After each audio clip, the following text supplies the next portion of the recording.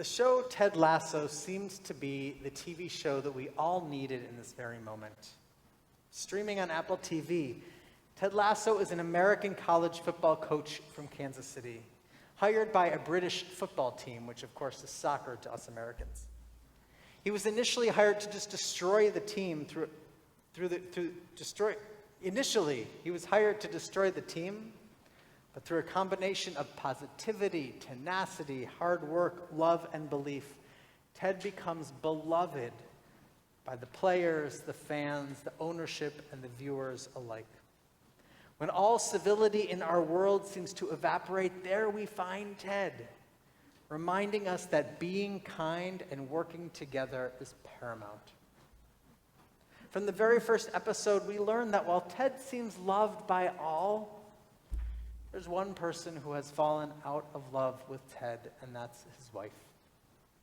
We begin to see Ted struggle as they divorce and watch Ted's heart break as he attempts to connect with his son who lives 1,000 miles away. The writers devote so little time to this plot line that it seems insignificant. Until in season 2, we learn that while Ted seems just great on the outside, he is not doing so well on the inside.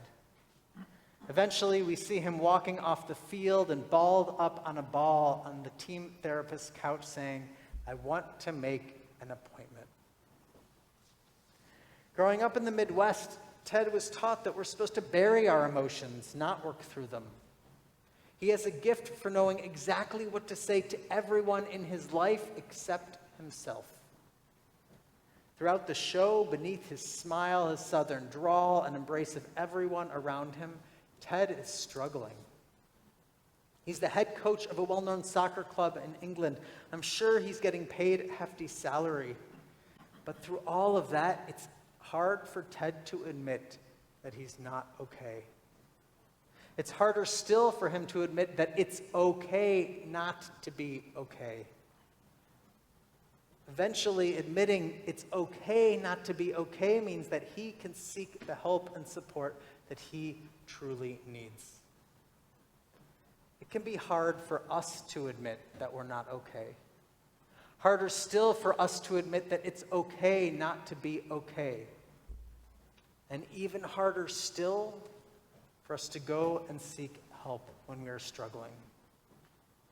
This has been a very hard year. Tonight we come to bare our souls after a year in which we have all struggled to some degree and another. A year in which many of us have lost a loved one or at least know somebody who has lost a loved one. A year in which we have quarantined, we've felt the whiplash of the pandemic subsiding and then roaring back. A year in which we have agonized and continue to do so over whether to send our children to school, to go back to the office, or even to attend services on the holiest night in the Jewish calendar. These challenges and decisions that we have made have taken a toll on all of us. According to the National Institute for Mental Health, for many Americans, this challenge has been overwhelming. A notable fraction of people will develop chronic symptoms severe enough to meet criteria for a mental illness, such as post-traumatic stress disorder or even a major depressive disorder. People who experience more severe stressors, such as people with more prolonged disruptions, are more likely to experience enduring symptoms. We take so many measures in our lives to protect our physical health and those around us. We quarantine, we eat outside, we wear masks, we get vaccinated, we stay apart from others, we connect via Zoom and FaceTime. We need to take care of our mental health as well. Many of us, like Coach Ted Lasso, have worked hard to focus on the positive in life, and this is good. In Judaism, we call this hakarat hatov. We do this so that no matter the challenges we face, whether as an individual or as a community, we can keep our heads above water. Even as we face a seemingly endless pandemic, we still can cultivate gratitude through hakarat hatov, the recognition of the good. We appreciate the fact that we can get food delivered from almost any restaurant now, including the We Will Never Deliver Sally's and Pepe's. It is not as good, but it's worth it. We are grateful for the ability to connect with community, friends, and loved ones online. We're grateful that we live in a state where most people decided to get vaccinated and wear masks. We are grateful for DoorDash and Grubhub, grateful for the essential workers delivering our groceries. And it's wonderful to work toward gratitude so long as we also are then able to admit to ourselves when we are struggling. I've heard so many people in our community engage in the hakarat hatov, the recognition of the good, that sometimes I am concerned for our overall welfare. I often hear a phrase that I have said countless times myself: it's hard, but I'm grateful for what I have because I know that others who have fewer resources have it worse.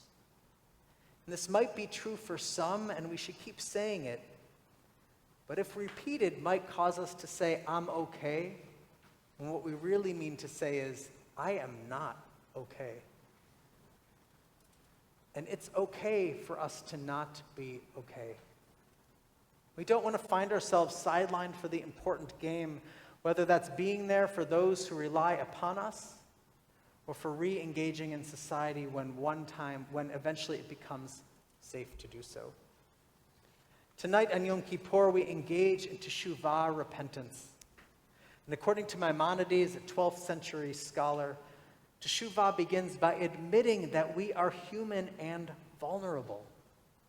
We admit our failings tonight not to feel bad about ourselves, but so that we can work to become better people. Taking care of ourselves, both the physical and the mental, is no different. And of course, mental illness is not confined to COVID. Life always presents challenges such as the loss of a job or a loved one, added stressors at work or in our personal lives. Even joyous moments such as having children, retiring, or a big birthday can cause stress. We can seek care when we need help processing something or when we are suffering through a diagnosed condition. No matter the reason we seek care, we should never feel ashamed. Several years ago, I engaged in a community organizing effort to learn why people, especially in the Jewish community, do not seek professional care. After dozens of one-on-one conversations, several large community gatherings, and surveys, 2 reasons emerged significantly more than others. One is the cost of care. The other is stigma. Fortunately, in the past few years, the cost of mental health care has been ameliorated, at least in part, in states such as here in Connecticut, through parity laws that require insurance companies to cover mental health care at the same level as they do physical health care. 2 years ago, Governor Lamont signed the Mental Health Parity Act. And while signing, he said that diseases of the brain should not be treated any differently than diseases of the body. While it can still be difficult to find providers that accept insurance, these laws will eventually make care affordable for most people. Reducing stigma, however, requires so much more than a stroke of a politician's pen. Governor Lamont also noted that by signing this into law, we are taking a major step forward in removing the stigmatization that so many people with mental health disorders face. Mental illness and therapy, even for undiagnosed issues such as coping with COVID stress or grief counseling, are stigmatized still in our society. We might be made to feel as if we should be able to handle everything that life throws on us. And studies have shown that the rates of mental health in the Jewish community occur at the same rates as other communities, and yet we tend to seek less care. Stigma is often the largest factor in someone choosing not to access needed care. Stigma even made me consider if I wanted to get up on the bima tonight and tell you all that I have been attending therapy, that it has been incredibly helpful, not only in COVID, but during so many other times in my life that I have had to face. Instead of recognizing that someone is suffering and in need, Stigmatization of mental health care sometimes causes us to say things we would never say in other situations. We would label someone as crazy or off.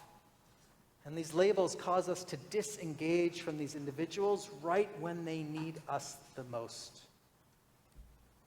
It's the opposite response we see in our community when someone is suffering from a long-term illness, such as when they're recovering from an unfortunate accident or cancer.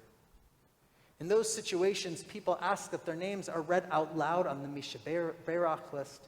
They want to receive calls and support from the community. And yet, even though our prayer asks for a refuah shlema, a complete healing of both the nefesh, the soul, and the guf, the body, rarely do people seeking mental health care tell me at all or ask to be on the Mishaberach list for fear of alienation. Stigma pushes us away from seeking the professional or communal care that we might need. We don't expect cancer patients to toughen up instead of seeking care. Why should we do the same with mental illness? On Rosh Hashanah, we read a story of mental health that existed even in ancient times. We read about Hannah praying so intensely that her lips moved even though she was silent. Seeing this, instead of approaching her with compassion, Eli the priest, in the holiest place in Judaism, in the holy temple, called her a drunk and told her to get out. This left Hannah needing to defend herself. She was left feeling ashamed and embarrassed instead of loved and embraced. She was calling out to God from the depths of her heart. Traditionally, during the Yamim Noraim, these 10 days between Rosh Hashanah and Yom Kippur, we read from Psalm 130, "Out of the depths I call to you, O God, listen to my cry.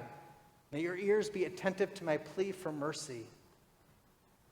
The Baal Shem Tov teaches about this psalm that when a person prays from the depths of their soul, digging deep and opening themselves up, something changes in the person themselves, altering them entirely.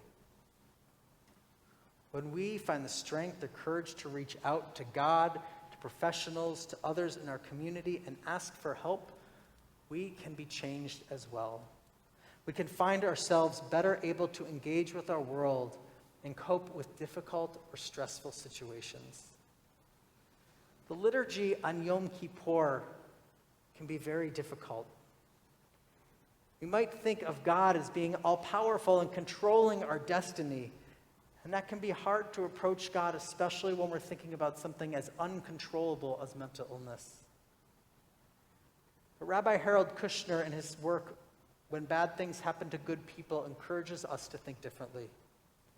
If God is a God of justice and not power, and God can still be on our side when bad things happen to us. God can know that we are good and honest people who deserve better. Our misfortunes are none of God's doing, and so we can turn to God for help. We will turn to God not to be judged or forgiven, not to be rewarded or punished, but to be strengthened and comforted. We enter Yom Kippur with full and open hearts, trying to be the very best versions of ourselves that we can be. We pray that God will provide us that strength and comfort and the courage to seek help when we need it. Last year, I shared the story of King Solomon's search that eventually led him to learn via a ring the phrase, Gam ze ya'avor, this too shall pass. Even after COVID, whether we are struggling outwardly or inwardly, may we find the strength to say, it's okay not to be okay. And may we really know that it too will pass. I wish you a Shana Tova and Gemar Chatima Tova. May we all be inscribed for blessing in the book of life.